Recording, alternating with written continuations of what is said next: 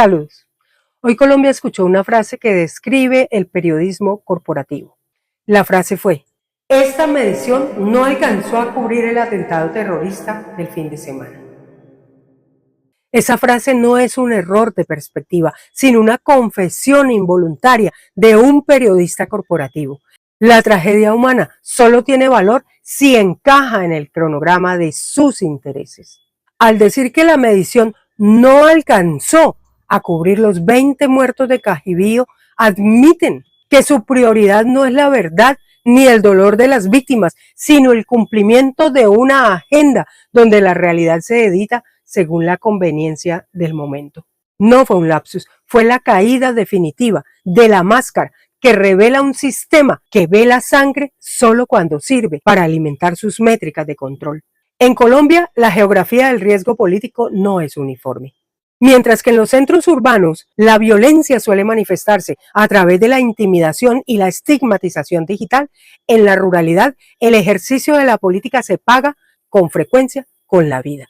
Los datos revelan una realidad cruda. La violencia política en el campo no solo es más frecuente, sino drásticamente más letal. Mientras que en ciudades como Bogotá o como Cali, el 70% de las agresiones se quedan en el terreno de la amenaza, en las zonas rurales, especialmente en los municipios PEDET y en las zonas CITREP, el panorama cambia de manera trágica.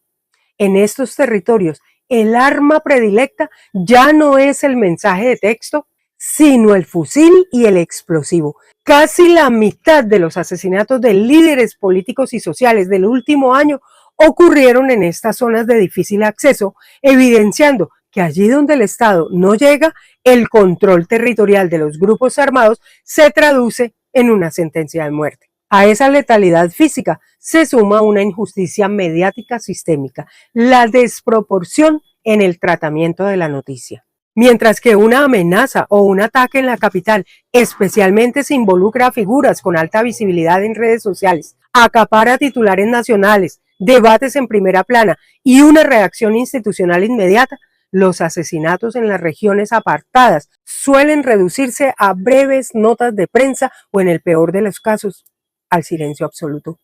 Esta jerarquización del dolor crea una narrativa de víctimas de primera y de segunda clase, donde la cercanía geográfica a los centros de poder dicta el valor de la noticia.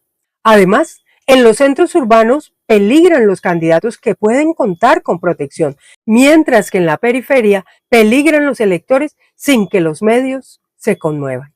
Esta ceguera voluntaria no es nueva, es un síntoma de una patología histórica en el periodismo colombiano. Durante décadas, los llamados falsos positivos fueron ignorados o presentados como resultados operacionales exitosos. Del mismo modo, los líderes sociales caían en silencio en cada rincón de la periferia sin lograr conmover a una prensa que les dio la espalda. Fue necesario que el horror tocara el asfalto de las capitales durante el estallido social para que el país urbano y sus medios se vieran obligados a reconocer una violencia que las comunidades rurales venían denunciando desde hacía décadas. Esa indolencia del pasado es la que hoy permite que la tragedia rural se siga tratando como un ruido de fondo, una estadística agria que solo adquiere estatus de noticia cuando sus esquirlas alcanzan la comodidad de las ciudades o los intereses de quienes manejan el poder. Este escenario alcanza su punto más cínico cuando el periodismo de escritorio transforma la sangre en aritmética.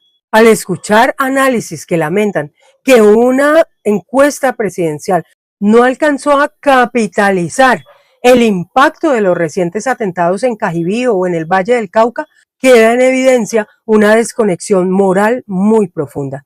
Se trata de un periodismo sin alma, que no ve en la explosión el dolor de una comunidad o la agonía de un líder, sino apenas una variable de ajuste estadístico que podría alterar la intención del voto. Tratar el terror como un acelerador de tendencias electorales es una forma de necrofilia informativa. Es validar la idea de que la muerte solo cobra relevancia si logra mover la aguja de los gráficos.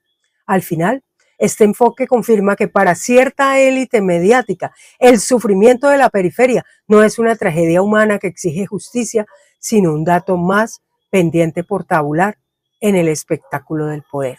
¿O tú qué opinas? Si estás de acuerdo, comparte, dale like y dime en los comentarios cuál es tu opinión. Así vamos construyendo una comunidad que aprende.